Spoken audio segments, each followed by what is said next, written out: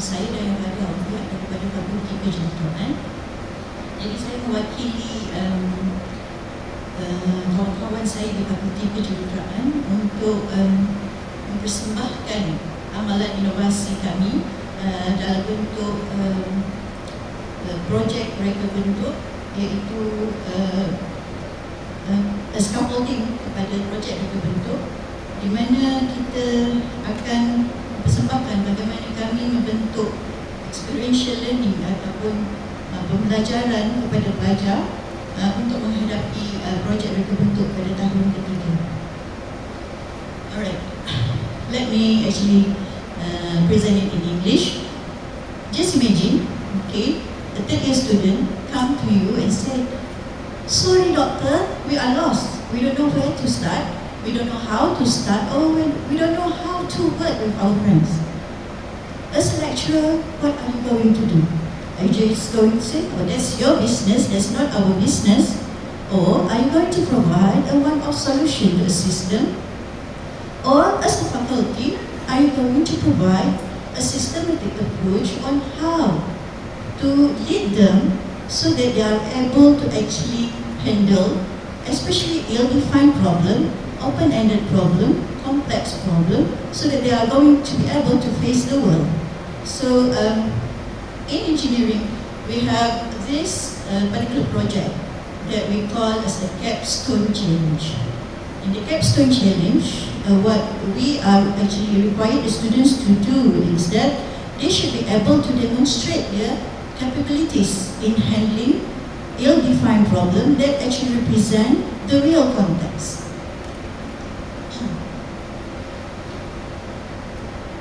Okay, previously, prior to 2016, before we approached this problem as a systematic before we actually designed a systematic way to assist our students, this is how we actually engage our students so that they are able to actually engage into their prior knowledge, being exposed to various problems which actually require deep learning. As you can see here, that each of the project are actually supporting the capstone design, which I put here as a bungalow house.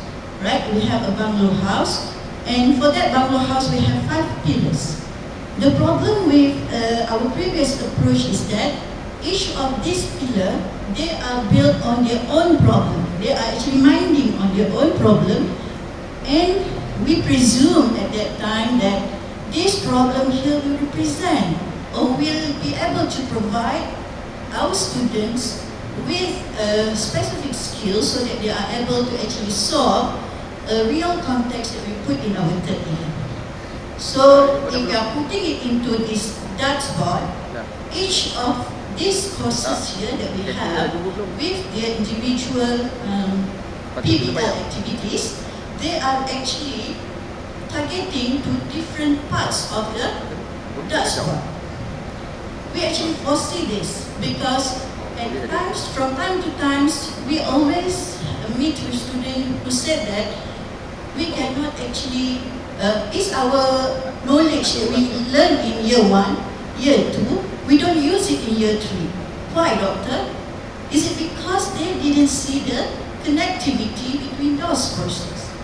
Looking into that, then we are thinking, why don't we actually create something, a system that will actually assist our students, give them an experiential learning so that they are able to actually engage themselves, have some skills on how to handle ill-defined problems, complex problems, via what we call as constructivism approach, iterative approach, and at the same time it is an incremental approach.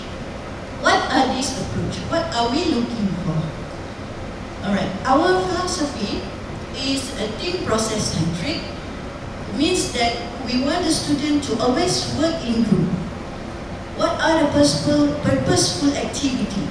Means that in engineering, when you are actually designing something, there is always the ends that you have to meet. There is a standard that you have to meet.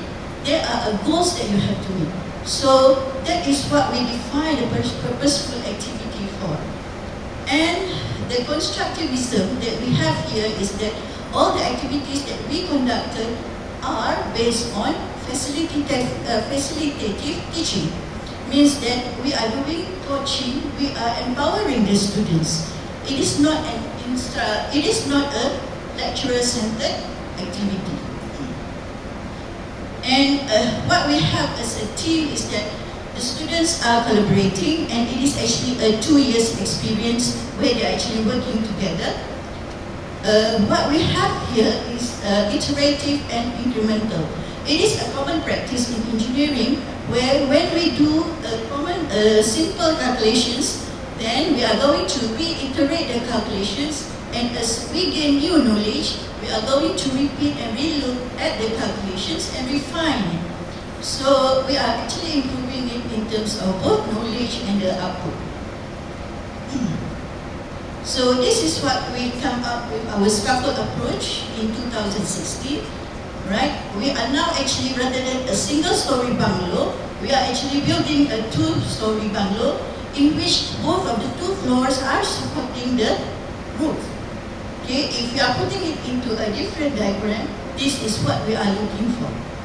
Okay, we are actually trying to connect all the subjects that are actually learned in year 1 and year 2, and the students are actually doing an iterative activities that actually lead to what is actually experienced in the capstone. Why do we actually looking and focus on capstone design? Capstone design is actually an activity that emulates what professional engineers do in industry.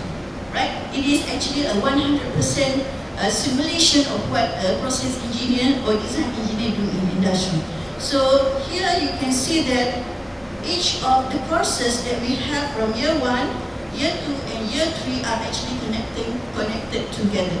I'll actually show to you one of a case study that we have. This is actually a case study that is done at Chemical Engineering Department. It actually involves a year 1 and year 2 courses.